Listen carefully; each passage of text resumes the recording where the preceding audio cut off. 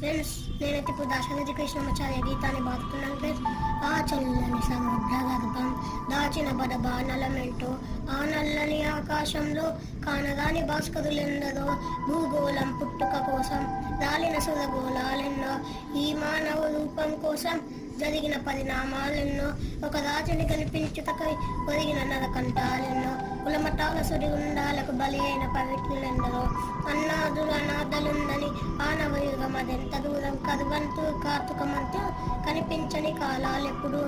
పసిపాపల నిద్ర కనులపై ముసిరిన భవితవ్యమెంటో, కాయపదిన కవిగుండెలలో రాయపదిన కావ్యాలెన్నో, ఆ చల్లని సముద్ర గర్భం దాచిన బాణలమెంటో, ఆ నల్లని ఆకాశంలో కానరాని ఫ్రెండ్స్, నేనైతే ఇప్పుడు దాశరథి కృష్ణమాచార్య గీతాన్ని బాదుతున్నాను ఫ్రెండ్స్. ఆ చల్లని సముద్ర గర్భం దాచిన బాణలమెంటో, ఆ నల్లని